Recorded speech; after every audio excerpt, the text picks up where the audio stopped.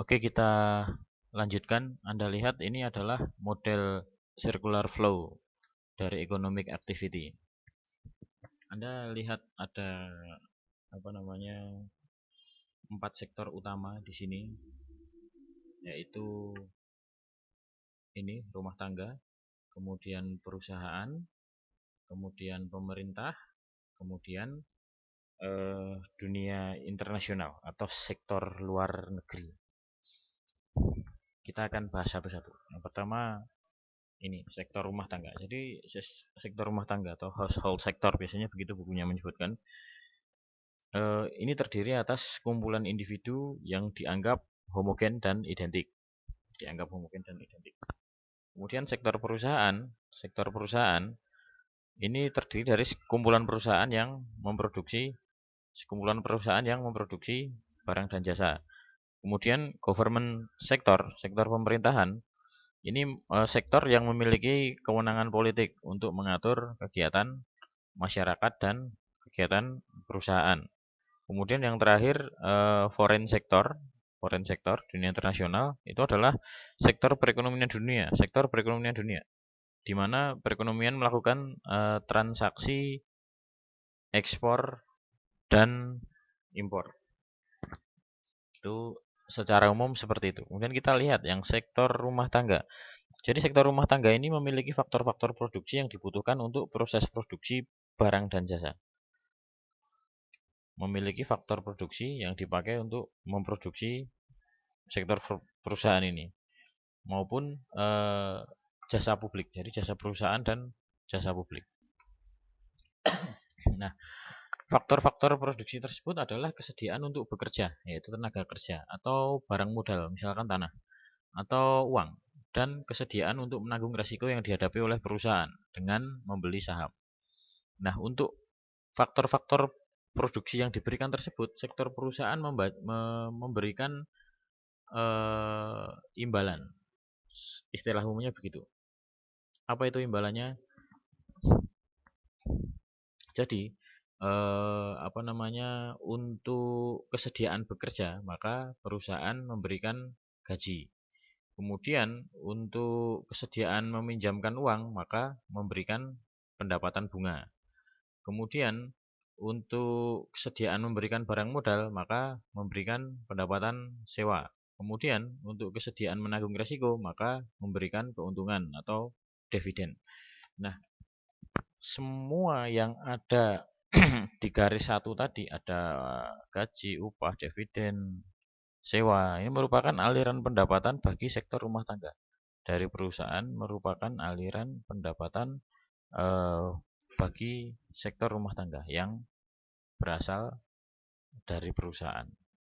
Nah, selain dari sektor perusahaan, sektor rumah tangga juga bisa memperoleh pendapatan dari pemerintah. Anda lihat ini, garis nomor 2, memiliki pendapatan dari pemerintah.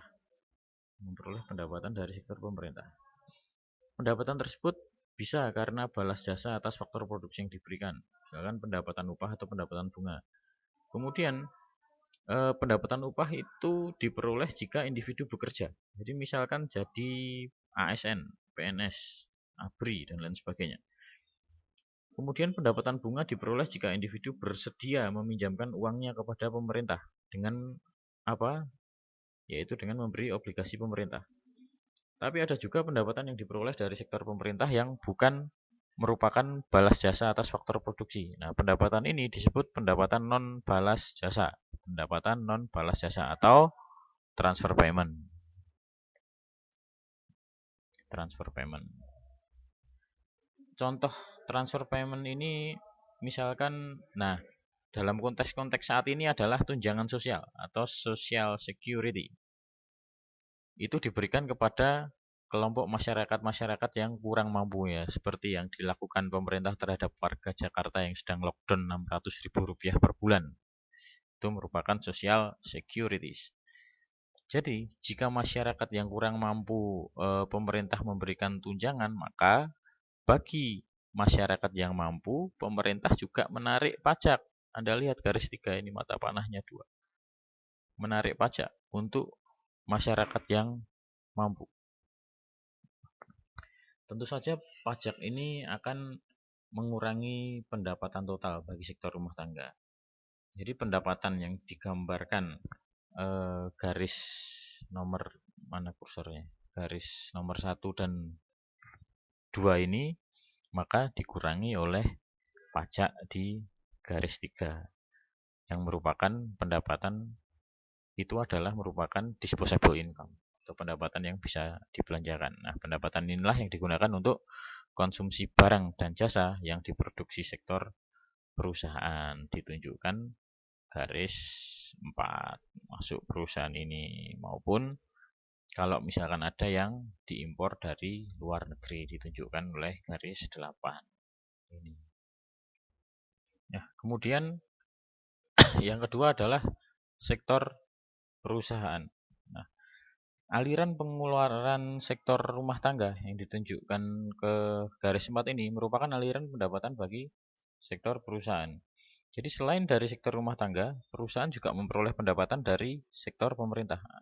Anda lihat di garis 5 ini, dari pembelian barang dan jasa yang merupakan konsumsi dari pemerintah.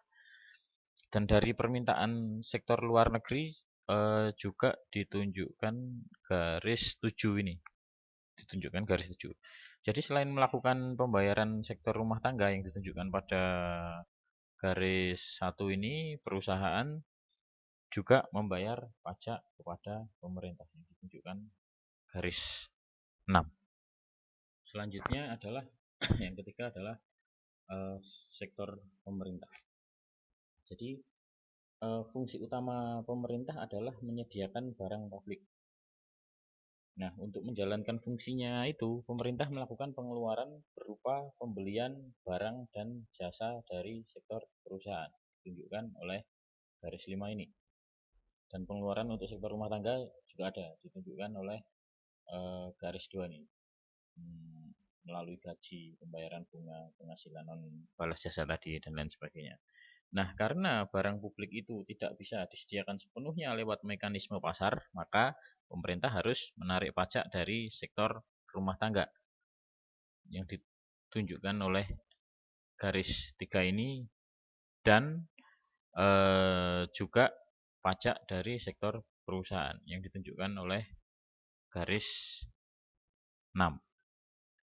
Kemudian yang terakhir adalah sektor luar negeri ini, foreign sector, dunia internasional. Jadi sektor rumah tangga, kemudian perusahaan, kemudian pemerintahan itu merupakan perekonomian domestik. Suatu perekonomian dikatakan tertutup atau closed economy jika tidak melakukan interaksi dengan sektor luar negeri tadi.